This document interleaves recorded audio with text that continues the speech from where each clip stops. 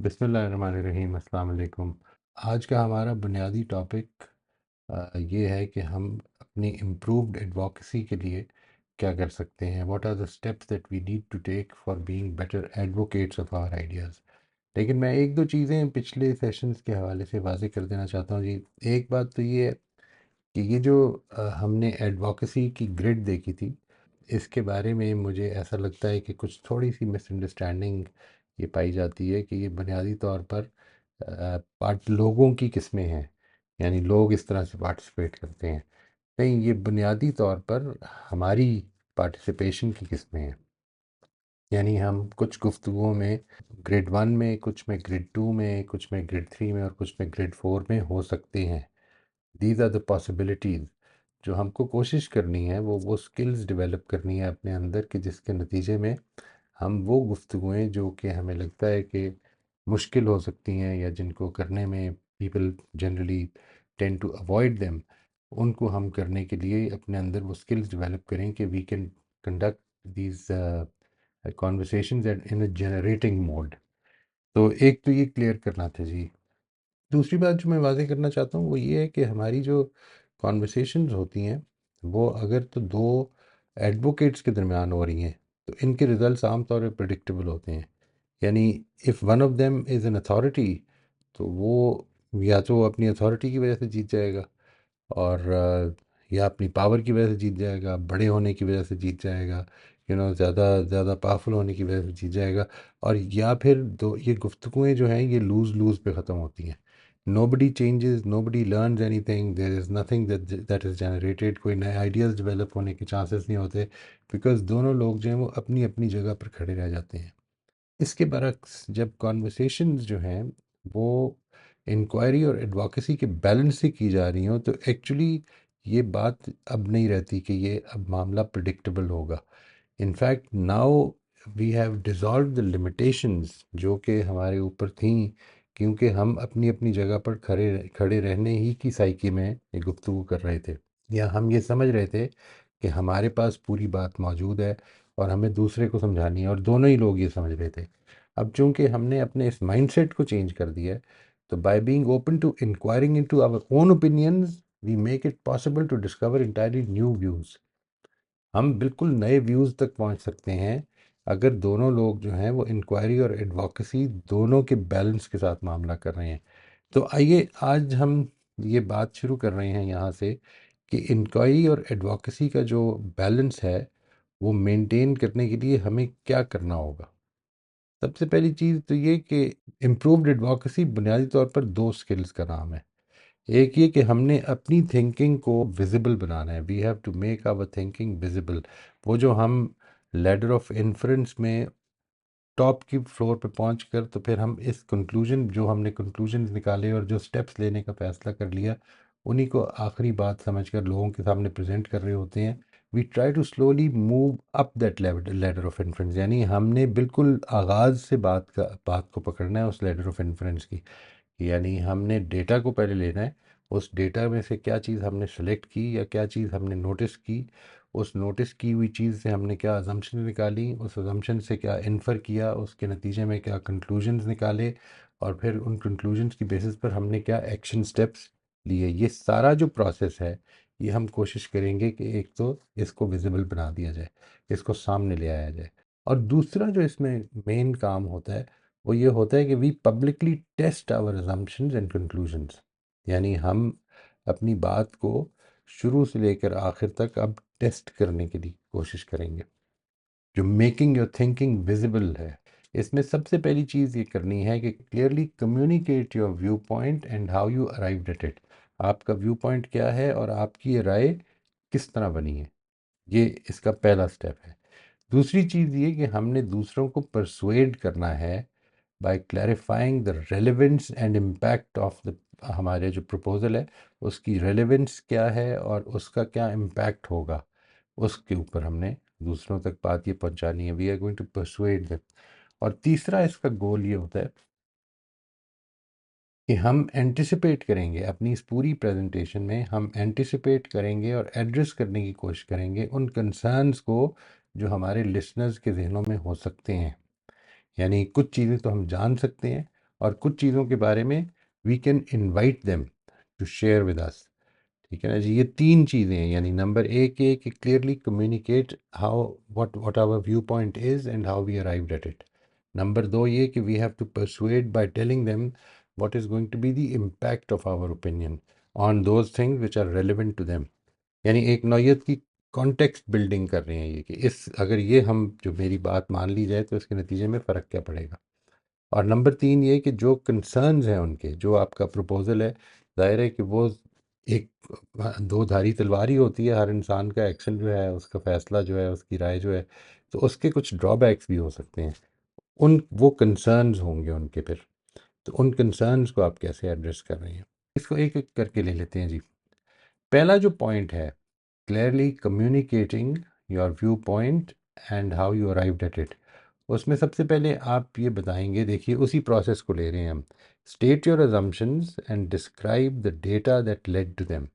आपकी वो क्या डेटा था कि जिसके नतीजे में आप भी कुछ अजम्पशंस बनी है। इस पॉइंट में आप असल में जो चीज़ करने की कोशिश कर रहे हैं वो ये कि आप अपनी ओपिनियन को, जो आपके ओपिनियन क्रिएट हो गई है, जो ओपिनियन फॉर्म किया आपने, उसकी फाउंडेशंस को क्लैरिफाई करने की कोशिश कर रहे हैं। यानी आपने ये बताना है कि मैं इस ओपिनियन तक पहुंचा कैसे हूँ। यहाँ पे जो फोकस होगा, इस पॉइंट का जो फोकस है वो ये है कि आइडेंटिफाई द रॉ डेटा, जिसके नतीजे में जब वो रॉ डेटा या ऑब्जर्वेशन जो हैं जिसके नतीजे में आप इस राय पे पहुँचे हैं, उसको एक्सप्लिसिट कर दें। यानी मेरी मेरी ये राय है, ये मेरी अजम्पशंस हैं जिसकी बेसिस पर मैं बात कर रहा हूँ। दूसरा इसका मकसद ये होता है कि ensures others understanding where your assumptions come from and how they connect to observable facts और एविडेंस। आपकी अजम्पशंस कैसे बनी हैं और ये क्या, जब कोई आदमी दूसरा भी एक न्यूट्रल जगह से उसको देखे तो क्या उसकी अजम्पशंस बन सकती हैं। The key question which this point will address is what facts or data am I using and what assumptions have I made based on those facts। मिसाल के तौर पर वाकया ये हुआ है कि सेल्स हैव ड्रॉप्ड बाय 10% और आप ये कहते हैं, what you are saying is I assume this decline is due to increase competition. यानी यूँ समझ लें कि एक वाकया हुआ है, एक डेटा है, एक ऑब्जर्वेबल फैक्ट है, जिसके नतीजे में आपने कुछ चीज़ इन्फर की है। ये उसके सामने हमने क्लियरली स्टेट कर देनी है, उन लोगों के सामने। दूसरी चीज़ जो है, that is explain your assumptions. इसमें जो मकसद है, दोनों में जो फ़र्क है वो ये है कि this point goes deeper into unpacking the assumptions themselves.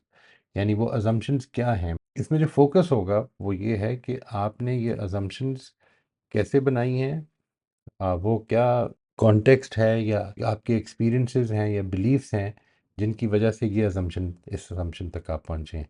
यानी दो लोग एक ही चीज़ देखते हैं और वो दोनों डिफरेंट अजम्पशंस बना सकते हैं। So it has to do with their experiences, their background, their beliefs, their history. ये सारी चीज़ें जो हैं, ये अगर हो सके तो हम इसको भी वाजे करें।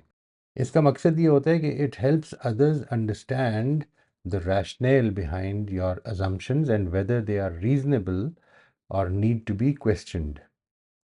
और इसमें जो की क्वेश्चन होगा, जिसका ये जवाब देगा, वो ये है कि why did I make this assumption and how does it fit the context.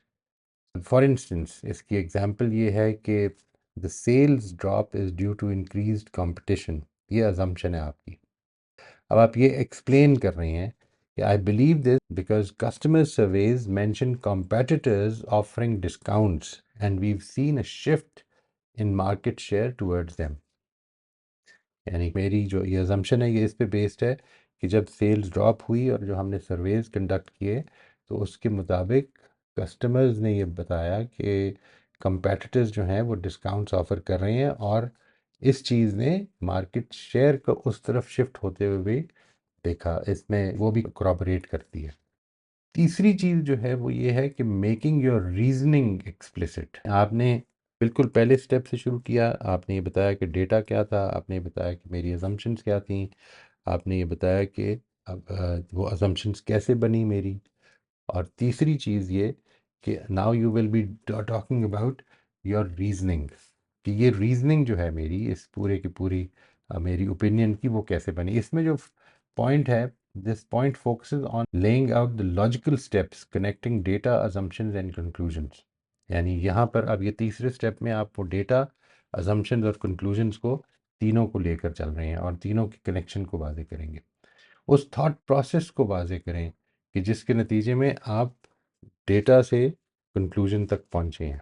Data, assumptions, conclusion का जो कनेक्शन है यहाँ पर उसको वाजे करना है। इसका मकसद ये कि ensures your reasoning is clear. ये इसमें जब हम इसको प्रेजेंट करते हैं, जब हम इसको प्रेजेंट करने के लिए तैयारी भी कर रहे होते हैं, तो ख़ुद हमें भी ये एहसास होता है कई जगहों पे कि कहीं पे खला मौजूद है। तो इस चीज़ को क्लियर करना है कि ensures your reasoning is clear and can be evaluated और चैलेंज्ड कंस्ट्रक्टिवली बाय अदर्स। अगर वो रीजनिंग क्लियर है, उसके सारे स्टेप्स क्लियर हैं, तो लोग इसको पॉइंट आउट कर सकेंगे कि वो अच्छी है या उसमें कोई खला भी मौजूद है। इसमें जो की क्वेश्चन है जिसको ये जवाब देगा जिसका, वो ये है कि how did I get from my assumptions to my conclusions.